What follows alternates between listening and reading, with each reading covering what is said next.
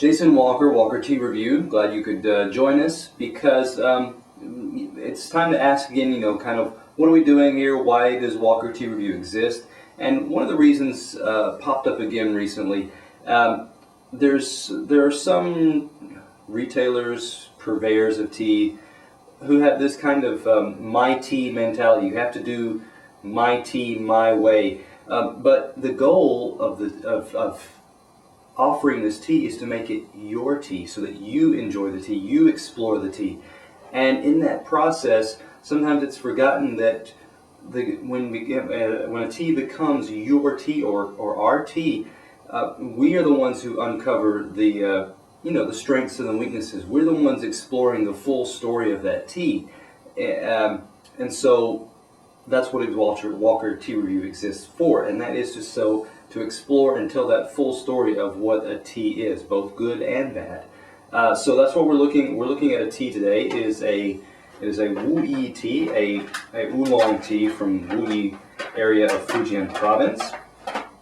We've got our nice clay teapot. Clay teapots like this one tend to work well with a deeply fired or roasted type of tea, such as this one. So we're going to put in about a spoonful, and that's not going to be enough because we do want enough to kind of cover the bottom of this teapot.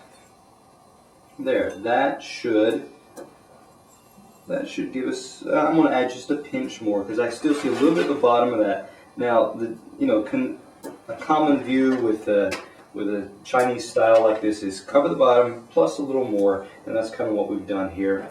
So we've going to set our dry leaf aside for a moment. The water's been brought to a boil and allowed to cool for roughly 30-45 seconds. So that we're going to add right in here. Swirl it around so that all the leaves get covered with, and we're going to set that water aside. Put our lid on and let that steep for just a few minutes. Let's talk about this tea as we do now. We have from Norbu Tea a TieLuoHan, which is a Wuyi oolong style tea, as we said. This is a spring harvest, 2009. Several people tend for oolongs like this, the more roasted, they survive. They have a longer shelf life, and they can kind of bring out a sense of slight. You can't hold on to all these for too long, but they can bring out some more nuances with a little bit of age. Okay, or that age can be a test. If it's an 09 and it's 010, how well did it hold up? Okay.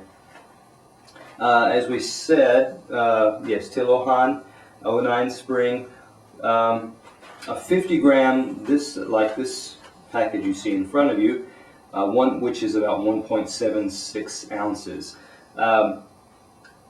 Their website, the product page, also talks about a 25 gram for $6.75, if that's more in your range of liking.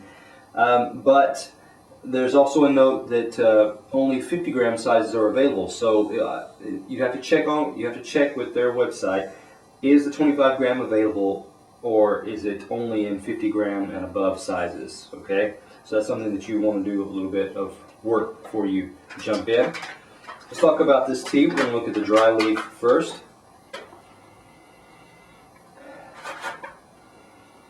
We're getting a lot of those characteristic roasted notes. You're getting kind of like a Cheerios, roasted, toasted Cheerio type note. You're getting a little bit of a sweet kind of caramel element to it as well. Pretty common or standard with a lot of your fired, roasted types of tea like this one. Our leaves, let's go ahead and look at a few of our leaves. Leaves are going to be kind of a seal brown type color, like a dark chocolate nearly. You're seeing that leaves are around ½ inch to 1 inch long. What else do we have here? They're kind of wrinkled or crinkled around the length of the leaf. So that's what you're seeing there. And occasionally you'll get some lighter specks of a kind of a rust looking color, and that looks to be part of the stem or other element. If a leaf pair happened to be plucked together, that a little bit of stem can arise or appear. So that takes care of our dry leaf there. Let's go ahead and give this a pour and look at our wet leaf now. Setting that here. Tea towel to catch a few of our little drips that may come out. Hold your thumb on the lid just so it doesn't fall off. And there we are.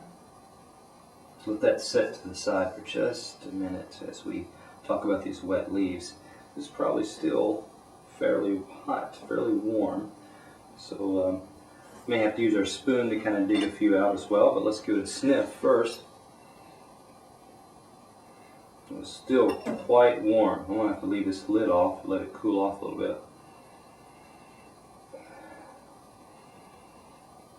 Notes or aromas are moving still in that kind of toasted, fiery type element, that roasted Cheerio, but they're moving.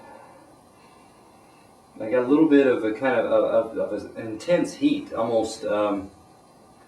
Well, cigarette ash would be a little too extreme, but you're getting kind of smells of a little bit slight. Plastic that's gotten too warm, that's starting to soften and kind of melt over just a little bit. A lot of intense fire, heat type notes of that kind. Okay, let's pull out a few of these leaves so that we can look at those. I'm actually going, so that you see what I'm doing, I'm going to take out a little small saucer type here that we're going to place these leaves on so that we all see the same thing in our picture. Leaves that are unfurling, not a lot of elasticity, really got a kind of a thick leathery feel about it. Let's see what else. Leaves have become a little bit more moved over a little bit over towards the olive drab as far as color goes, and okay, that one's still pretty tightly wrapped. It's probably not going to unfurl, but I'll leave it. I'll put it back on there so that you can see that. Let's see what else. A little piece of a stem there, just so that's where some of those lighter colors in the dry leaf came from. And again, more leaves that have not fully unfurled. So this will most likely yield similar intensity or plenty of flavor in subsequent steepings. There's another one you can actually see. It's like about a third of to a quarter of a full-size leaf there. Okay, so I'll set that there. There. Okay. Not a lot of glossiness. A little bit of sheen to them, so that's kind of a positive note. Some sheen, some shine. Dry leaf, not a lot of intense sheen. They weren't the dullest, but then again, they weren't.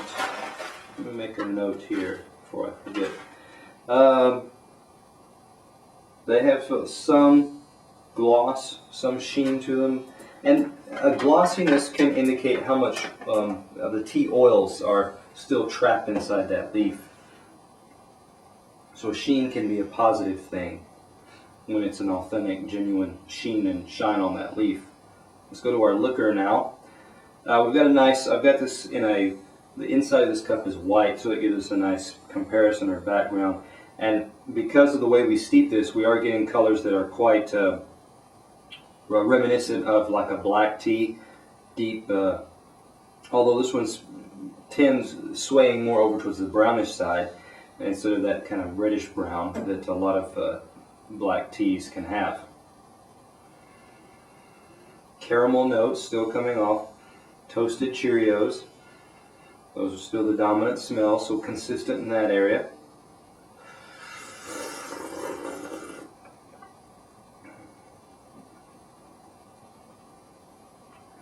Okay, initial note of bitterness hits the front, which very briefly, did touch on kind of a silken honey kind of feel on the tongue, but that was so brief and then disappeared. So there is a little bit of that, and that's one of the charms of these kinds of darkly fired or roasted oolongs. Is they start off with this boldness, and then as in the aftertaste, it gets into this sweetening type of sense in the mouth. Also, it can get a kind of thick type of feel. It's almost like there's a puffiness or a coating that's just hit the back of your and sides of your throat and back into your throat. So that's something to look for.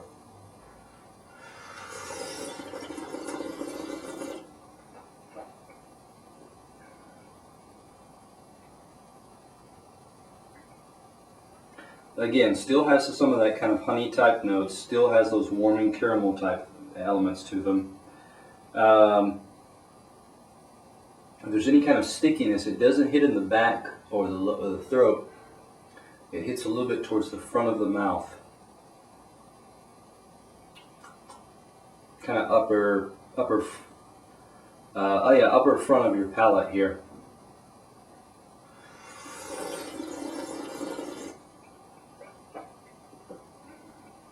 So, when we look at this tea as a whole, it does have characteristics of roasted wooey type teas, but it could have had a thicker, more thicker mouthfeel, fuller aftertaste, more extended aftertaste, I should say, moving over towards a more coating in the mouth, moving with a little bit more sweetness to it.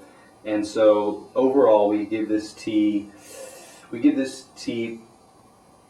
don't want to be, I would probably give this tea an 85. It's got some qualities, but they're just not fully developed. And again, this is off of this tasting and previous tastings. Just more of the same, more intensity in the aftertaste. It's all about how it finishes here. So join us again next time, Walker Tea Review, where we're going to be talking about our teas together, your teas. Go ahead and go to the future episodes page and look for the next tea that you want to be your tea and taste it with us here at Walker Tea Review.